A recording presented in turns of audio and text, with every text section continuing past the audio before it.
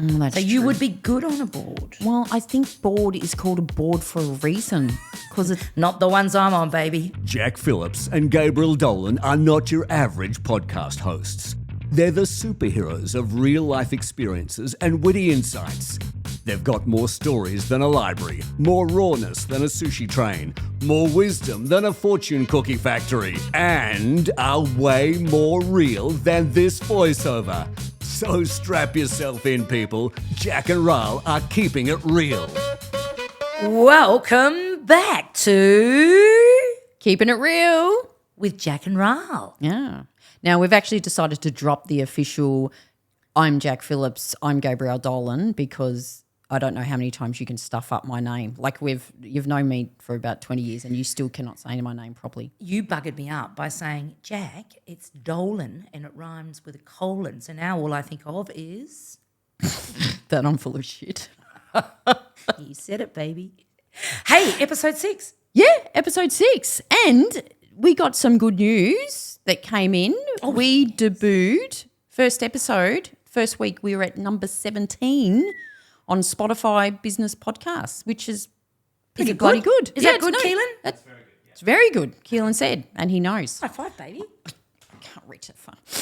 So, done so us. that's exciting. Good start. Getting some great feedback in from the episodes so far. 5 Awesome. episodes. This is number 6. Number 6, challenge yourself. This is a beauty. Oh, I think you and I certainly can talk a little bit about challenging Yeah, yourselves. we love a challenge, as you would guess, because we're doing a podcast. Let's start with Jack. When was the last time you challenged yourself? This has become a daily occurrence. I am trying to eat more plant-based food. Got a vegan daughter who said, Mum, you need to be chewing more leafy greens. So have a guess what I'm doing, Ral. And you do own a few horses like this. Just sit there chewing on some hay. That's right. You don't eat hay, do you? I don't eat hay and I don't chew on my cud, just in case you were going to refer to me as some other type of animal. So I'm eating kale. Right. Kale's, I don't mind kale, but it's not as easy as whipping up an It's- iceberg lettuce. Spot on. And according to Maddie, the lighter the green, the lighter the colour, the worse it is for you. Oh, so you got to go So dark the kale. darker green is better leaf, better plants. But the work that goes into preparing a bit of bloody kale, I've got to massage this stuff with oil or avocado. What do you mean massage it? Well, you've got to break it down apparently. There's some special word. Because it's a bit enzymes. tough. Just a bit. It's a bit chewy. Just a bit. So you have massage it. So I'm massaging this kale. I'm starving, hungry, ready for lunch, and I'm sitting there massaging it with bloody oil, olive oil, of course, or avocado. So I start off day 1, massage. I gave it a good 5 minutes massage, wolfed it down, quite enjoyed it. Day Day two? 2, 60 seconds. That'll do. Is Richard getting a bit jealous with all this massaging of the kale? Oh, come here, baby. Oh, he just looks at me and rolls his eyes. He's hoeing into a beef burger as I'm massaging my kale. What about you? So I have done a challenge recently, and that was to give up alcohol for 4 weeks in February. I know. Well, something need to give. It was it'd be fair to say mid-December to end of January was, holidays, and I think I had 2 days where I didn't drink alcohol. I mean, that's bad. 2 of the most boring days Australia saw were the 2 days you didn't have Don't alcohol. be judgmental. You can't say people are boring if they don't drink. No, that's true. Are you boring? You don't drink?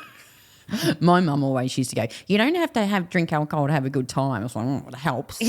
Well, no, you don't need to wear runners to run, but it helps. it does help. Exactly right. It also helps you have conversations with people if you've had a few drinks, certain people. Yeah. Anyway, I should say no alcohol. There's always a cop-out. Well, I am allowing myself 4 credits. Drinks a day. Yeah. Oh, you have reduced. Well done, you.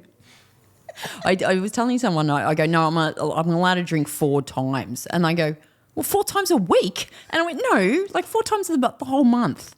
Okay. So how are you going? February? Yeah. I'm good. I'm going good. It's not the only other. I'm doing another challenge, but that's. Well, how's that? I'm on kale. You've reduced alcohol. Oh my God, What's happening what's to happened us? to us? Well, we're You've keeping it real. changed. You've changed. We've changed. Anyway, it's good to challenge yourself. Why? So Agree. this sub podcast is on challenge yourself. Why is it important to challenge yourself? That's a great question.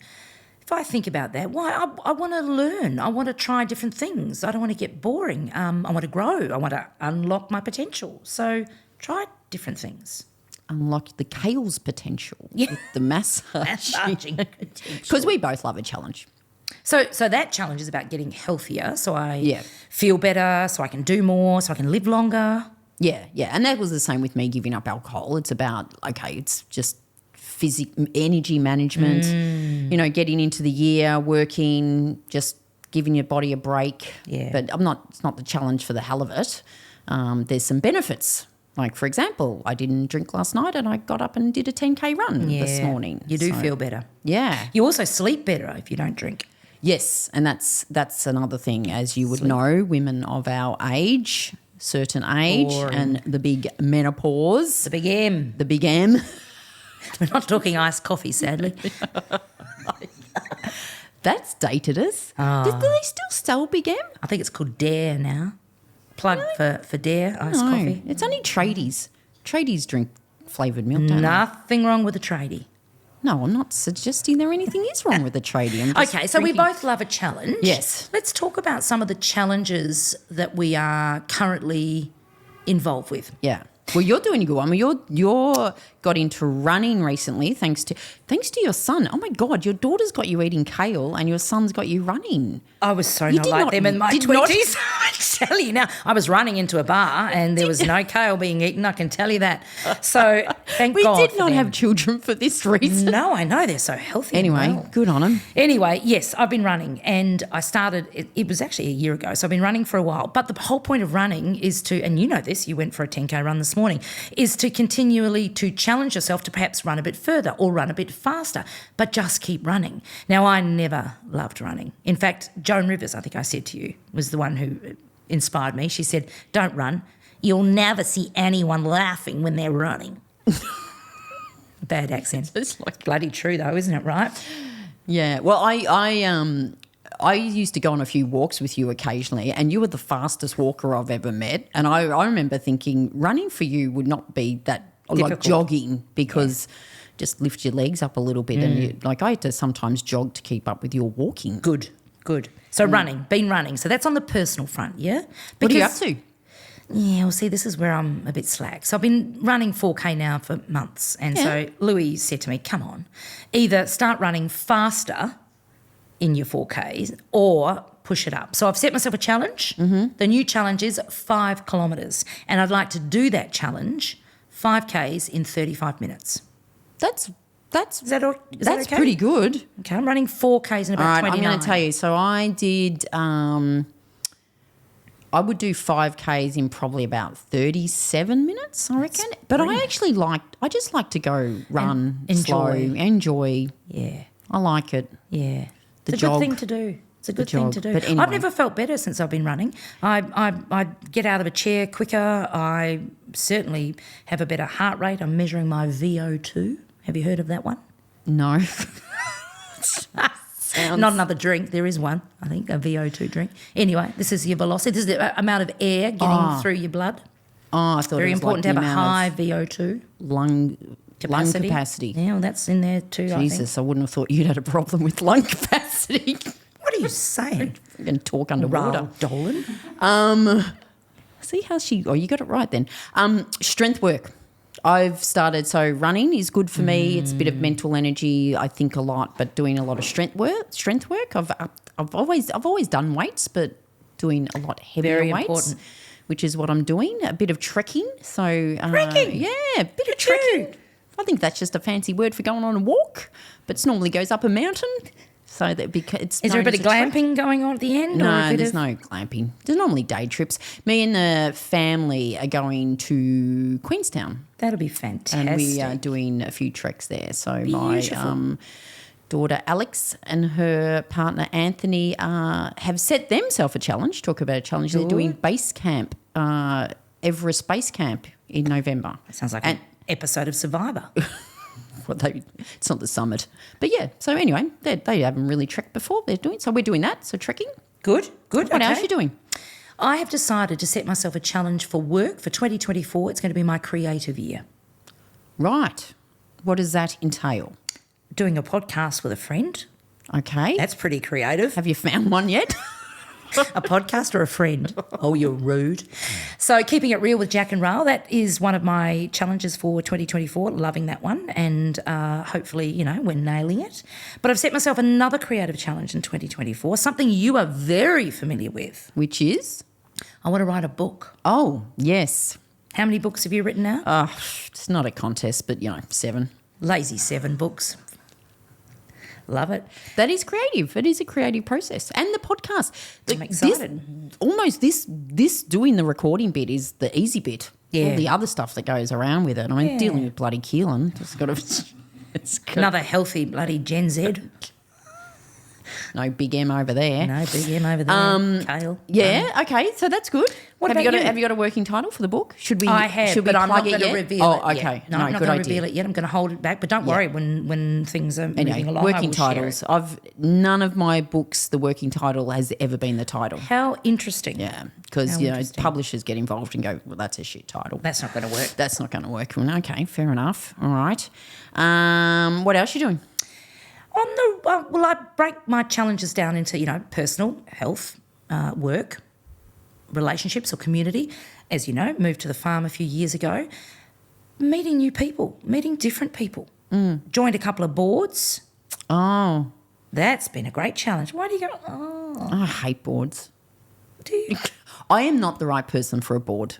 I think you are, actually. Well, we need more people like you on boards. I'm good at ideas. What I'm not good at is bullshit. Compliance. Well, I'm not good at bullshit either. Well, actually, I'm quite good at bullshit. I'm not good at compliance. So when they go, oh, we can't do that, we've got to do it, I was like, oh, my God, it does my head in. But that's good because a board is meant to challenge. So there's compliance for the sake of it, and then there's people that just like saying no. That's so you would be good on a board. Well, I think board is called a board for a reason. Because it's not the ones I'm on, baby. I mean, I'm sort of on a board by default. There you are. But the great thing about that challenge is I'm sitting around a table full of people who are very different to me. Yes. I'm on 2 boards in 2 very different industries I've never been involved in before. One's manufacturing, the other is the legal profession. Managed to stay on the right side of the legal profession, thankfully. But those are great challenges. I learned so much. And it's still connected with corporate, given I've been in corporate most of my life, but now self-employed, so out of corporate. So I love it. Those are good challenges. Tell me a little bit about your challenges when it comes to we've spoken about health, you're going to do treks, which is great. What about, and your weights and your running, what about work for you for this year? Work this year, I mean, the podcast is it's a creative. I guess it's more a creative, but, doing different stuff. I've started to take on a bit of MC work. MC Hammer. Look at her go. Which is good. I'm loving it. But it's very different from keynote speaking. And it's How's it different, Ral? Well, with keynote speaking, it's literally you speaking the whole time. And with MCing, it's you sort of stopping and starting between speakers. I've done a few events where I've been the MC and also interviewed people on the panel. And I do love that because I feel like I'm witty and can make – and, you're dealing with senior execs. And I think especially when you've got senior execs in front of their employees, you got to take the piss out of them a bit. Absolutely. And they've got to be real. And they're okay with it. They're completely okay with it. As they should be. But it's facilitating the conversation, keeping it on track, which I've enjoyed. So that's You'd be an awesome little MC. bit different. Little bit different. Hire Ral as an MC. But yeah, so just doing challenges. So I think it's important to deliberately do challenges, not for the sake of I'm just going to do a challenge, but why you're doing it. Yeah. So like I said, I'm not just giving up alcohol because I needed a challenge. I could have done a jigsaw, right? That would have been a challenge. I'd like to see you do a jigsaw pissed. Oh, I've done that plenty of times. I love jigsaws. In fact, good. Doing a jigsaw got the fire on with a bit of glass of red. That's I could spend hours doing a jigsaw. Have there's been times, so sometimes you do things that deliberately for a challenge, like to stretch ourselves. Sometimes we do stuff that you don't think's going to be a challenge. Getting out of bed this morning. Ooh, that was a challenge. Good on you, Grandma. I sprung out of bed thanks to all my running and a kale. Have you eaten kale today? No. But one of the things, anyway, back on track. Quite like it when we go off The things that you do sometimes that surprise you that they're a challenge. And when we were talking about the podcast before and saying this is the easy bit. I know exactly what you're going to say. Oh, my God. The thing I have done this year that has scared the bejesus out of me and me. And you is TikTok. Yeah. So, we want to advertise this podcast and we thought, well, we're on LinkedIn. If anyone's on LinkedIn, you're all over it, and we're used to LinkedIn. And can I add, we also wanted to challenge ourselves in that we didn't really fully use TikTok, yet we were looking at it. So we wanted to learn, right? Yes. Best way to learn is to do. Yes. Back to TikTok. Although I should have perhaps learnt a bit before I did. You think? People think we're a food podcast. I can tell you what happened the first time I did it. So I'd never used TikTok before. Keehlan, our lovely producer, had done some little clips for us. Anyway, I put something on TikTok for the first time and I remember ringing you going, there's all this weird music on it and there's an emoji of a hamburger flashing. Then a taco. It was flashing. And then I was like, so I just deleted it. And I was thinking, started to get really, people go, why is this freaking you out so much? And I go, because it's so public. And you're not in control of it. I'm not in control. And anyway, so I got the courage to do another TikTok, whatever they call them. What do they call them? A reel or a post or a story. A TikTok. Yeah, a TikTok. Anyway, look at us. And Nanas do TikTok. Nanas on TikTok. It was still freaking freaky music and an emoji of a taco. And it was like, and you saw, and I didn't see it. I don't know why I didn't see it. And you saw it. And I think you were in a board meeting and started laughing. I was like, oh my God, I had to delete it. Anyway. Lewis to the rescue. Yes. Little tutorial later. Yeah. We figured it out. Well, you figured it out and you're doing an awesome job. Well, I did figure it out. And then I get, pressure. The kids going, oh, Mum, be aware of cancel culture and you don't want to say things. God, they're woke this lot, aren't they? Kale, running, vegans, hiking, base camp, cancel culture. What happened to the young generation? You've done a great job on TikTok, but that's another great example of a challenge, putting yourself out there, having a go at something, and now you've learned and you're doing all right. Yes, doing all right. But there is a bit of a moral to that story because the more TikToks you do, the better you get, right? Yeah. Well, so the more of everything. It's like what we talked about in previous episodes of first fucking times. Yeah, indeed. Like that TikTok. Woo. So it's, but now I probably know most. You do. More about TikTok. Well, I certainly know more about TikTok than I did 3 months ago. And I reckon you probably know quite a lot about TikTok for someone your age. Yes. I took on a challenge some years ago, it was a long time ago, and moved the family and I to Singapore to work and live. Always wanted to work and live in Asia. How old were the kids? Babies. Oh, Louis must have been 18 months, 2 years old. Maddie was about 4. Right. Yeah, I was about 12. What took you there? Work? Yeah, it was work. So you had work? I had work, right. Got a job in an ad agency, deliberately went about finding a role, went up to Singapore, met with people, came back, said to Rich, we're off on our way. Mm-hmm. Spent almost just over 4 years there, best 4 years of our lives. But one of the early challenges I encountered, which was not deliberate, so deliberately moved to Singapore, but then something that I wasn't prepared for was in the agency, senior leader, briefing the team, a bunch of creatives, a couple of English people, a couple of Americans, but the rest were local, Asian staff, super smart, so good. Briefing them in, got a pitch in a week, here's what I'm thinking we should do, engaged with each of them, let's go. I'm doing a lot of talking, that would surprise you, Ral. They're all nodding. I say, great, okay, job done, let's reconvene in a week. You know what you need to do, see you then. And that'll give us a couple of days before the pitch. So I'm sensing this story's not going well. No, here was a challenge. So a week goes by, I gather them all together in the boardroom. They're still all looking at me, nodding. I said, righto, show me what we've got. and there was just a sea of blank faces. Nothing. They had nothing. Zip, zero, nada, nothing. And I said, oh, my goodness, where did I go wrong? What's happened? Why have you not done anything? Was I not clear? And one very brave local person said, we were listening, but we didn't understand what you wanted. Right. So the challenge there was I assumed they knew exactly what I wanted. I probably spoke too fast. I was speaking in English, which wouldn't have been their first language back then. Mm-hmm. And, so that was the challenge that was a bit of a surprise in that I thought I was very clear, and I certainly wasn't. So we had 2 days to pull together something for the pitch. Good story. We did win the pitch in the end. Right. But we had to pull in a couple of all-nighters. Gee, a challenge for you to talk slower would have been a massive challenge. And maybe to stop and ask questions. Right. Check in that they understood. Listen. So that was a challenge. Yeah, that's a good one. That went a bit wrong. That's good. So we love a challenge. Clearly. Both of us clearly love a challenge. We're always looking for stuff to challenge ourselves in. There are some people that don't. True. In fact, I'd say a lot of people don't like a challenge. Yeah. Avoid it. Then why do you think? They're complacent. They like things how they are. They're frightened of failure. Don't want to bugger something up. Yeah. So just stay in the comfort zone. Yeah. We've done fear of failure we've spoken about in previous things, but I reckon that's I reckon with failure, what people need, like you need to reframe what failure is. I always come back, like someone will go, oh, I really want to run 10Ks. Let's just say we've spoken running before. I'm going to enroll in the 10K run for whatever.